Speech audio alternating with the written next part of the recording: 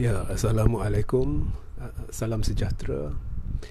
uh, Salam GBN, salam Malaysia dan salam kuasa ketiga.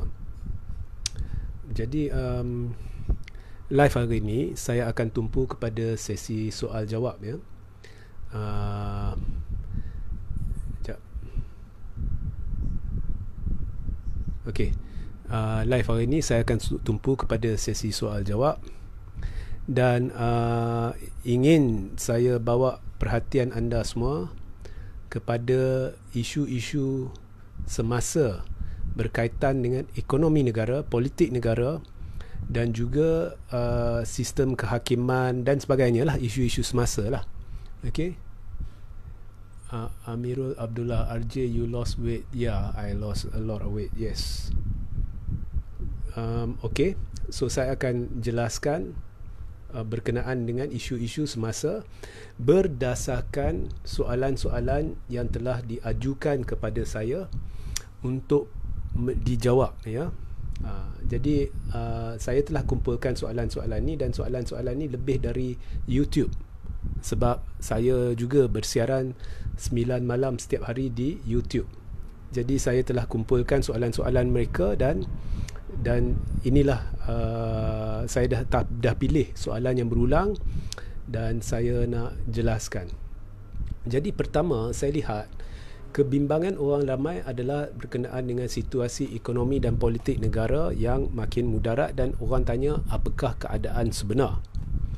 Okey, jadi saya beri jawapan ringkas. Kita boleh spin, kita boleh reka cerita di dalam negara, di dalam media sosial. Kalau mereka yang berdamping dengan, contohnya mereka yang menyokong Datuk Seri Najib Tun Razak, orang tertunggu-tunggu Najib kembali ya, orang rindu zaman Najib. Lihat di Johor ya, ramai berpusu-pusu berjumpa dengan Najib, dan keadaan ekonomi akan bertambah baik ya, dan sebagainya. Sebab Najib telah uruskan ekonomi dengan keadaan baik, dan pelabur sedang tunggu. Ini retorik yang dimainkan. Kita boleh tipu diri sendiri. Mereka lah pentaksub Najib ni boleh tipu diri sendiri. Tapi anda tidak boleh tipu pelabur. Sebab pelabur pembekal ya, semua mereka sebenarnya boleh rujuk kepada data-data sahih daripada sumber-sumber sahih, dan daripada berdasarkan juga penilaian-penilaian yang dibuat oleh agensi-agensi tersohor di dunia berhubung keadaan ekonomi negara kita. Dan penilaian yang dibuat menunjukkan keadaan ekonomi negara kita antara terburuk di rantau ini ya, daripada dulu menjadi satu negara yang mendahului negara-negara lain di rantau ini, melainkan Singapura. Sekarang kita antara terburuk dan jauh ke belakang dalam pelbagai sudut berbanding contohnya Indonesia, Filipina, Vietnam dan sebagainya. Jadi ini berlaku bukan disebabkan pandemik, sebab semua kena pandemik. Kalau kita lihat catatan dan analisis penghuraian agensi-agensi, pelbagai agensi, salah satu perkara yang menakutkan pelabur adalah situasi politik negara yang tidak menentu, dasar-dasar negara yang dari segi tadbir urus negara yang diragui. Ini antara lain telah menyebabkan pelabur takut. Dan bukan hanya pelabur tidak ingin labur di negara kita, ada juga yang lari ke negara lain. Jadi akhirnya benda ni akan memberi impak kepada anda. Jadi bila anda rasa keadaan ekonomi teruk, anda rasa harga barang meningkat,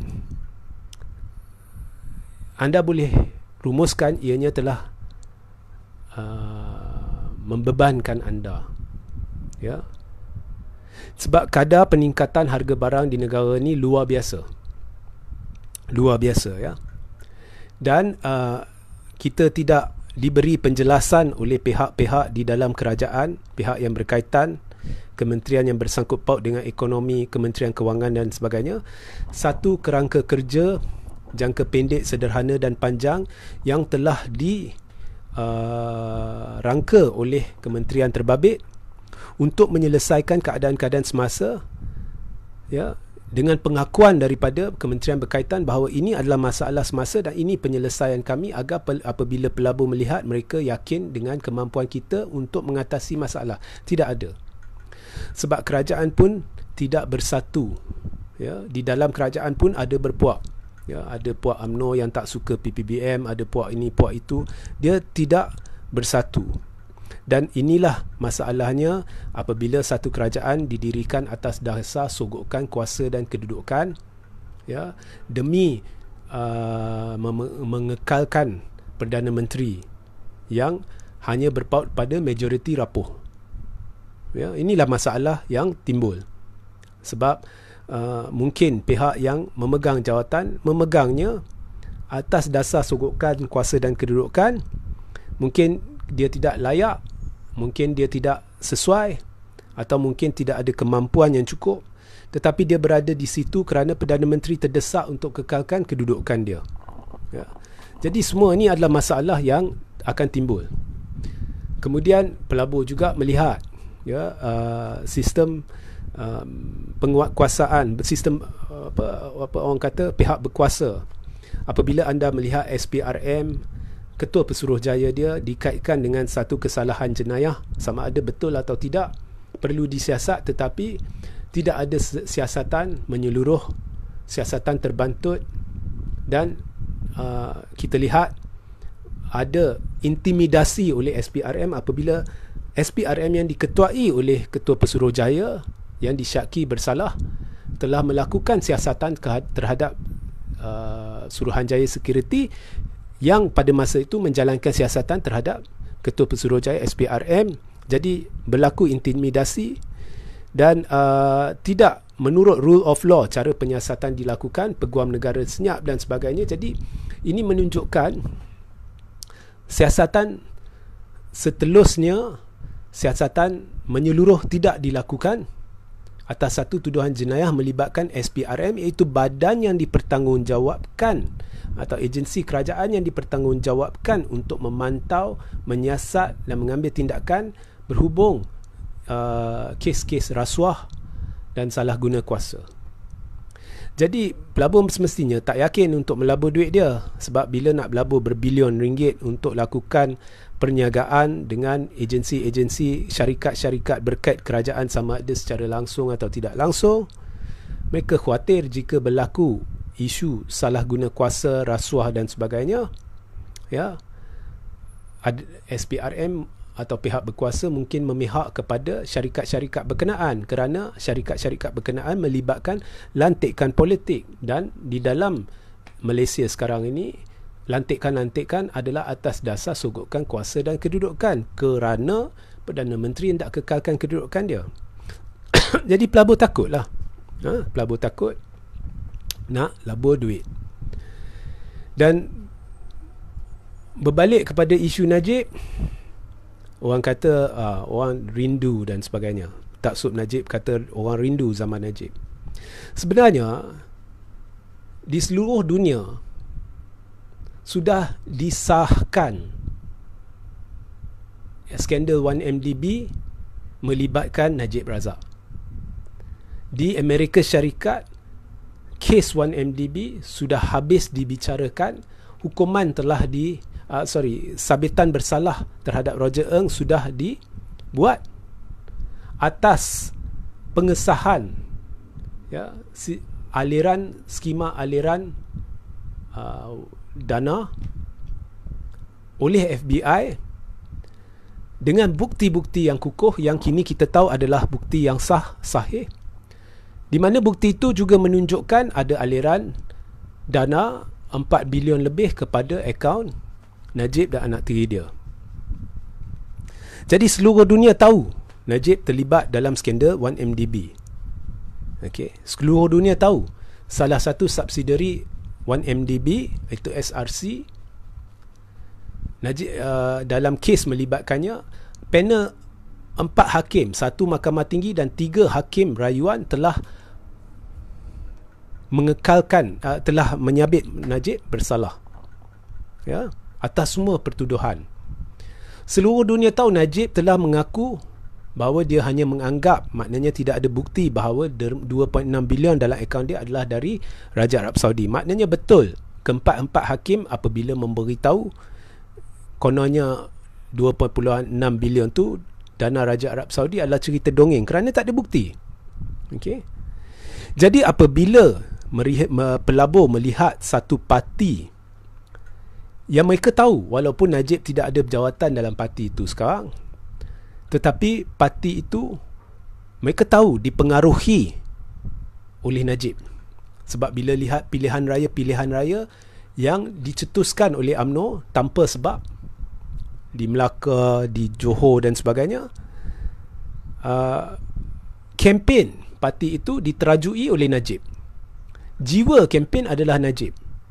Apabila melakukan meraihkan kemenangan, watak utama adalah Najib. Jadi memang nampak dengan jelas de facto atau presiden berkesan UMNO adalah Najib.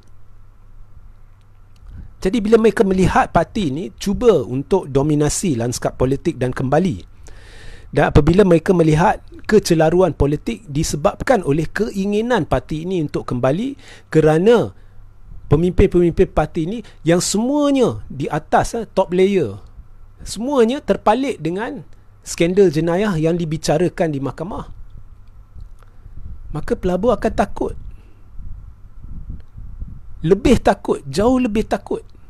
Sekarang baru mereka khawatir SPRM mungkin akan berpihak kepada ahli politik, sebab nampaknya sekarang memang berpihak kepada ahli politik, melindungi ahli politik pula melindungi SPRM. Barangkali SPRM ada rahsia-rahsia yang ahli politik takut akan dibocorkan. Sebab itu Azam Baki sudah jadi macam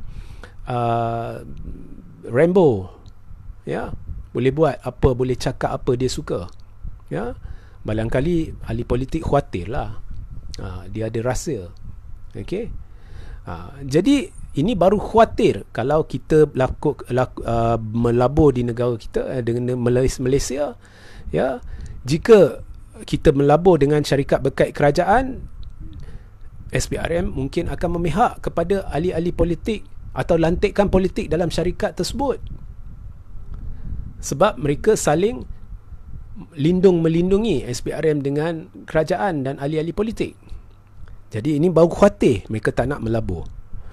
Bila lihat parti yang cuba kembali itu, kepimpinan dia semua terpalit dengan jenayah, kes mahkamah ada yang sudah disabit, ada yang disahkan di seluruh dunia. Memang dia dikatakan curi berbilion ringgit daripada YMDB. Pelabur lagi takut sebab kepimpinan utama yang mentadbir urus negara adalah korup, adalah penjenayah. Siapa nak melabur? Jadi negara kita dah mudarat, dan kita lihat disebabkan rakyat muak, rakyat tidak suka dengan gabungan yang ada, Barisan Nasional Perikatan Nasional Pakatan Harapan. Kita lihat di Johor hampir separuh tidak keluar mengundi. Sebenarnya prestasi Barisan Nasional telah menjunam dari PRU14, sebab lebih 75% pengundi berdaftar tidak memilih Barisan Nasional di Johor. Bohong kalau Barisan Nasional kata dia makin kuat. Lebih 75% tidak memilih. Tetapi disebabkan ramai tidak keluar mengundi, walaupun 75% pengundi berdaftar tidak pilih, dia boleh menang 3/4, menang majoriti 2/3. Maka sistem pilihan raya dah gagal sebab rakyat dah muak. Dan disebabkan kegagalan sistem pilihan raya ni, di Johor akan berlaku ketidakstabilan dalam tempoh 5 tahun ni. Sebab rakyat tidak akan puas hati dengan kerajaan yang walaupun 2/3, sebenarnya majoriti tidak suka dengan kerajaan itu. Dan begitu juga keadaannya sekiranya blok alternatif masih gagal, ya, mengatasi ego masing-masing dan menampilkan satu formula yang boleh meyakinkan rakyat bahawa mereka boleh menjamin kestabilan politik, rakyat tidak akan keluar mengundi. Jadi bila rakyat tidak keluar mengundi, mungkin akan tercetus perkara yang sama, ianya memihak kepada Barisan Nasional, dan sistem pilihan raya akan gagal, dan huru-hara lah politik dan ekonomi negara dan sebagainya bagi tempoh 5 tahun lagi. Ya. Jadi sebab itulah saya menyarankan perlunya darurat politik demi rakyat. Ya. Jadi ini menjawab kepada soalan orang tanya, how serious is the situation? Very serious. Very serious. Ya. Nak kata orang petaksub Najib kata, tengok orang melaung-laungkan Najib. Saya tahu macam mana Najib beroperasi. Sebaik selepas PRU 14, saya tahu bila dia ada event apa, banyak duit yang keluar untuk mengumpulkan orang-orang dia, duit diagihkan. Jadi persepsi ditimbulkan ramai di situ adalah di kalangan orang awam yang menyokong Najib, dan dia akan mengadakan event di tempat yang memang orang ramai.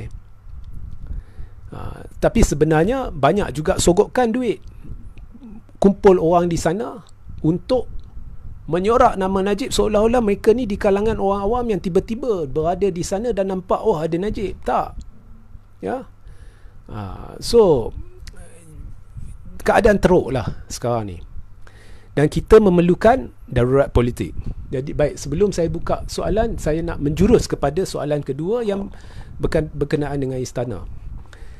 Jadi orang marah dengan Yang di-Pertuan Agong. Saya tengok di media sosial, apabila Yang di-Pertuan Agong dulu sekali lagi berjumpa dengan ahli-ahli parlimen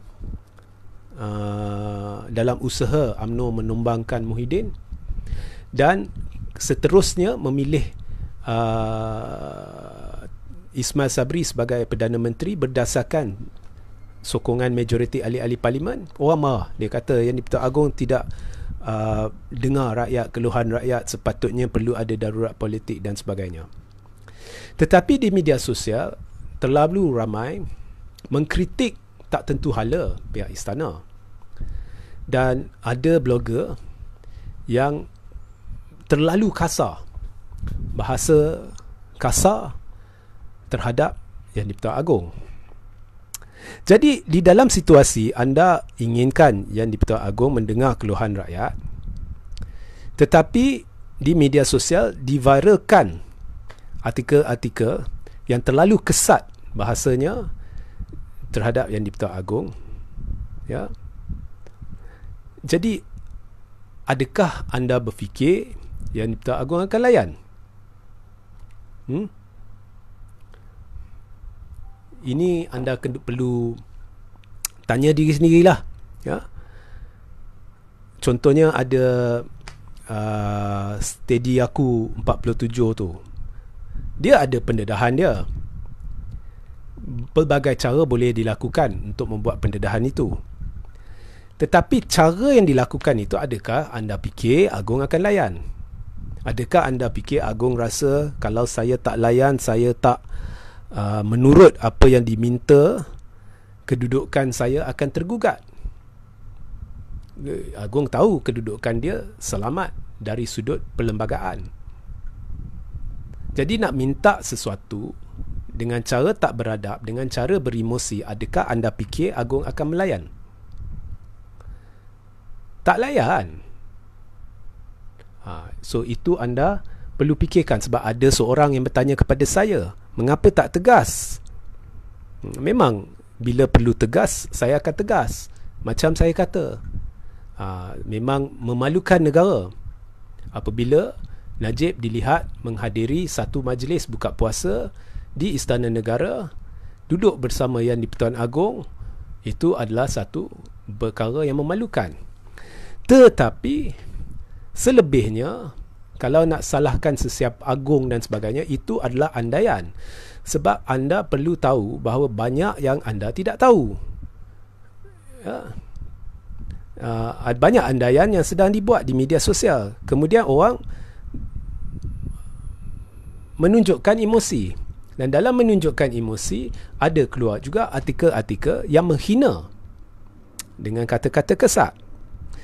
Dan mereka merasakan itu adalah satu perkara yang bagus. Mereka megah. Adakah anda fikir Agong akan dengar? Akhirnya, apa yang akan berlaku adalah yang di-Pertuan Agong, okey, kalau orang nak beremosi, orang nak kesat, tak apa, saya menurut perlembagaan. Jadi menurut perlembagaan, saya bila Perdana Menteri kerajaan tumbang, saya perlu cari Perdana Menteri baru dan saya ada hak jumpa dengan semua ahli parlimen, dan jika ada bukti majoriti, maka saya memilih orang yang ada bukti majoriti itu sebagai Perdana Menteri baru. Dan tidak ada sesiapa yang boleh soal saya, sebab saya kata ini menurut perlembagaan. Walaupun ada perkara lain menurut perlembagaan yang Agong boleh buat, tetapi itu akan mencetuskan satu perdebatan di media sosial. Benarkah Agong boleh buat, benarkah Agong tidak boleh buat. Contohnya, membuat deklarasi darurat politik, ya, tanpa nasihat Perdana Menteri. Agong boleh buat, tetapi itu akan menimbulkan perbincangan lanjut, ya, perdebatan di media sosial. Yang ini terus terang straightforward. Okey, saya buat macam tu. Tu orang jangan salahkan saya buat. Sebab bila orang minta pun tak betul. So itulah sekarang ni, kalau anda nak lebih lanjut berkenaan dengan isu yang di Pertuan Agong tu, anda boleh rujuk YouTube Regi JC Ritaudin, di mana saya telah memanggil Tuan Hanif Katri Abdullah, dan penjelasan telah diberikan berhubung dengan perkara itu, ya, kemungkinan-kemungkinan apa yang telah berlaku dan sebagainya, dan siapa yang harus menjawab, dan mengapa kita tidak boleh sewenang-wenangnya menyalahkan Yang di-Pertuan Agong. Cuma di sini saya bersetujulah, saya hampa tidak ada kenyataan dari istana dalam menjelaskan perkara ni. Pihak yang berkaitan tidak menjelaskan perkara ni. Tetapi apa pun, saya juga faham, kalau tidak ada penjelasan pun kadang-kadang ada tanggungjawab di pihak Yang di-Pertuan Agong apabila berlaku dalam satu kesilapan. Contohnya unit protokol melakukan satu kesilapan, ada tanggungjawab untuk memelihara kemuliaan institusi diraja dengan tidak memberi kenyataan dan sebagainya. Jadi ada banyak pertimbangan, ya, ada banyak pertimbangan yang saya tidak ingin memasuki, mendalami. Tapi cuma saya nak kata di sini, apabila anda mengambil pendekatan untuk menghina ketua negara, jadi jangan harap ketua negara nak menyantuni anda dengan mendengar keluhan anda. Jadi dia akan berpaut kepada perlembagaan, dan dia akan berpaut kepada perkara-perkara dan perlembagaan yang memang tidak boleh dipetikai. Jadi kalau contohnya kerajaan jatuh dan Yang di-Pertuan Agong tidak ingin pilihan raya, dia mungkin akan panggil sekali lagi ahli-ahli parlimen, tengok siapa ada majoriti. Dia akan pergi ke hala yang tidak boleh dipetikai, kerana dia tidak ingin layan. Kalau dia buat sesuatu yang mungkin boleh dipetikai, dia mungkin rasakan orang akan cari pasal dengan aku, orang akan hina aku dan sebagainya. Lebih baik aku buat dengan cara yang tidak boleh dipetikai. So sia-sialah nak minta darurat politik, nak minta ini dan apa, sebab rakyat khususnya Melayu Islam sudah ambil pendekatan tidak beradab dengan berperang dengan institusi diraja di media sosial. Jadi nak harap apa? Apabila anda tularkan artikel-artikel yang menghina dengan bahasa kesat, nak harap apa? Jangan harap, lepas tu jangan salahkan sesiapa.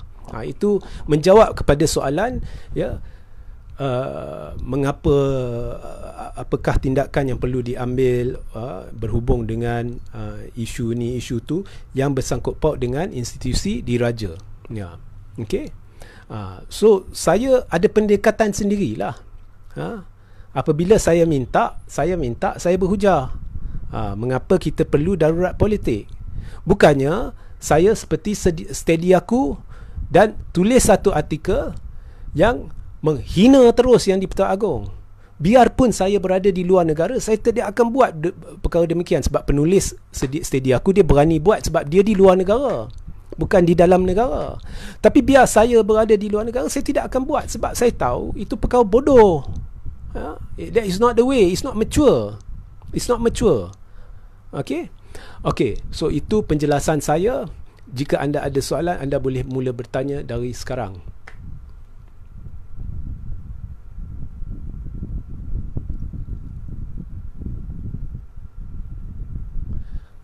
Surimu Suri. Bursa saham pada mulanya nak siasat ketua SPRM, kemudian SPRM nak siasat bursa saham. Lepas itu bursa saham kata tak ada kes salah laku terhadap ketua SPRM. Komen sedikit RJ. Ya betul. Itu yang saya dah komen semalam dalam live saya. Anda boleh rujuk di YouTube Regi JC Rita Udin. Ketua SPRM dari sudut perundangan ataupun lebih tepat lagi, sebab kalau betul-betul nak masuk sudut perundangan tu kena panggil peguam lah. Tapi dari sudut kelazimannya dan dari sudut apa yang patut dilakukan secara logiknya, okey, apabila seorang yang mengetuai agensi kerajaan di sini SPRM dan merupakan satu badan berkuasa sendiri disyaki telah melakukan kesalahan, maka apabila nak siasat, kita kena pastikan dulu tidak ada kemungkinan orang yang disiasat itu yang merupakan ketua Pesuruhjaya juga satu badan penyiasat ni direhatkan supaya dia tidak boleh mempengaruhi siasatan. Kerana perlu juga disiasat menurut Akta SPRM, adakah berlaku unsur rasuah. Saya dah jelaskan bagaimana boleh berlaku unsur rasuah dalam live semalam. Jadi perlu juga siasat. Jadi untuk itu perlu rehatkan. Dan perlu juga pastikan tidak berlaku intimidasi oleh ketua Pesuruhjaya SPRM ni kepada agensi lain yang menyiasat. Dan memandangkan ini adalah agensi kerajaan, perlu ditubuhkan satu jawatan kuasa siasatan bebas. Dan jawatan kuasa siasatan bebas inilah yang akan koordinasikan agensi-agensi berkaitan untuk melakukan siasatan menyeluruh dan telus terhadap Ketua Pesuruhjaya SPRM. Ini tidak. Apa yang berlaku ialah Suruhanjaya Security telah memulakan siasatan terhadap Ketua Pesuruhjaya SPRM, dan Ketua Pesuruhjaya SPRM selepas itu memulakan siasatan terhadap Suruhanjaya Security. Maka sudah berlaku intimidasi kerana orang yang Suruhanjaya Security siasat memulakan siasatan terhadap mereka. Maka segala keputusan siasatan Suruhanjaya Security tidak lagi kredibel, tidak lagi boleh dipercayai. Jadi di sini kedaulatan undang-undang tidak dipelihara, rule of law tidak dipelihara, dan siasatan sudah menjadi cacat.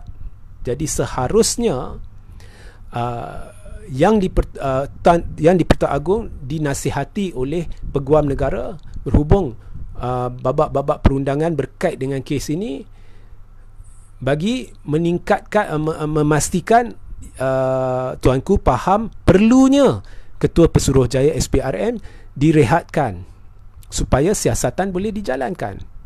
Ini tidak, ya.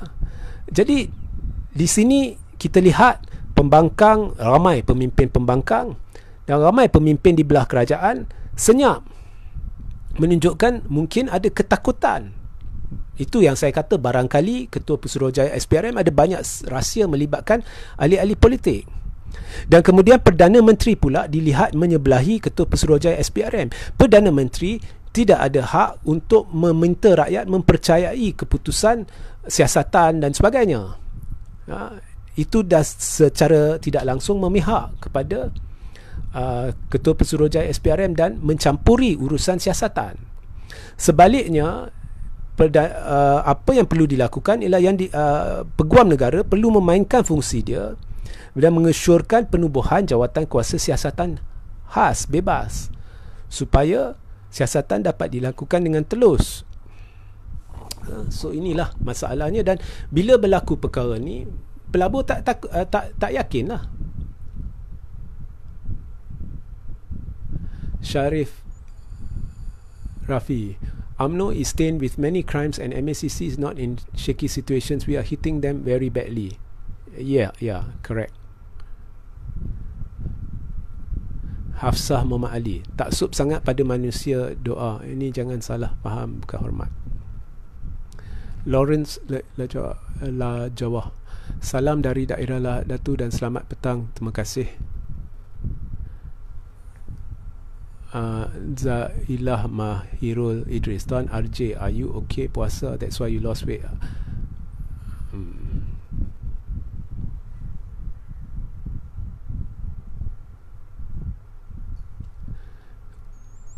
Okey, Kok Fong Tian.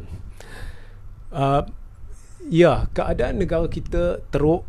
Adakah kita boleh menghadapi masalah sama dengan Sri Lanka?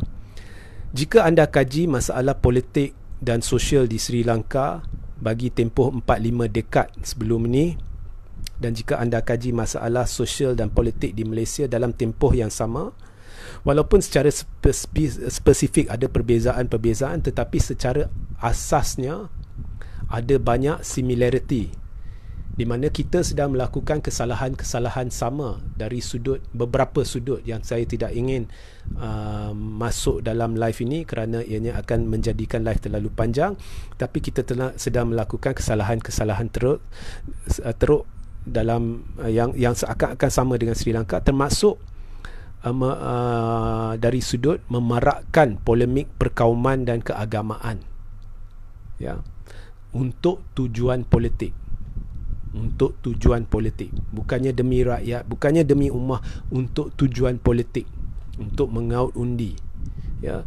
Dan semua ini sekarang akan menjurus kepada kehancuran sistem ekonomi, politik, sosial negara kita. Dan kehancuran ni saya rasa saya tak payah yakinkan anda, sebab semua dapat melihat dengan jelas ianya sedang berlaku. Okey. So adakah saya rasa kita akan menjurus ke arah apa yang berlaku di Sri Lanka? Saya bukan hanya rasa, saya yakin kita menghala ke arah apa yang berlaku di Sri Lanka, ya.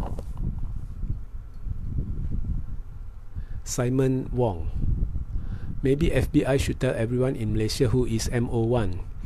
I think that is more or less established, and also I think what the Malaysian government needs to do now is alliance with the help of Peguam Negara, alliance with authorities in the US to communicate with FBI and to see whether the FBI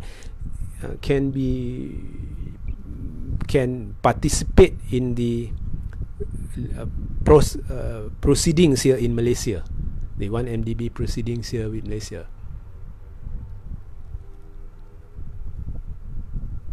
Will Mahkamah take action on allegations made on him? On who? On who? Will Mahkamah take action on Najib? Allegations on Hakim Nazlan. Okey, Hakim Nazlan, saya dah buat semua ulasan saya. Anda boleh rujuk di YouTube Regi J. Siri Taudin. Saya tidak akan melanjutkan ulasan itu kerana saya dah kaji ada dakwaan-dakwaan baru. Kononnya ada dakwaan email dan sebagainya. Tapi sebenarnya apabila saya kaji dakwaan yang dibuat dan kesimpulan yang dibuat oleh pihak yang mendakwa ni, semuanya adalah tidak betul kesimpulan yang dibuat. Tapi saya tidak ingin masuk menyelami lagi. Saya dah buat ulasan saya dan saya rasa takat itu je. Kalau saya nak buat ulasan lanjut, jika perlu saya akan merujuk kepada peguam sebelum membuat ulasan. Dan untuk berlaku adil, saya boleh beritahu bahawa jika didapati Hakim Nazlan telah terlibat dalam conflict of interest, maka kita perlu menurut rule of law.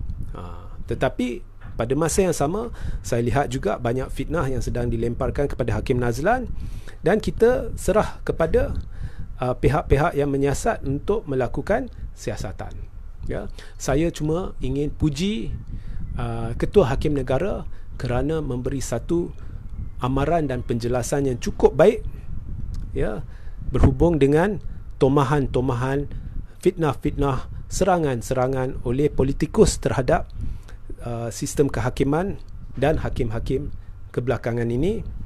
Dan amaran ini cukup padu, tepat dan kena pada masanya, ya. Okey, saya rasa saya perlu akhiri live ni dan nak masuk berbuka ni. Jadi jangan lupa, saya akan letak link kepada artikel berkaitan di ruang tajuk. Pastikan anda merujuknya sehingga kita berjumpa di lain masa. Assalamualaikum, salam sejahtera, salam GBN, salam Malaysia dan salam kuasa ketiga.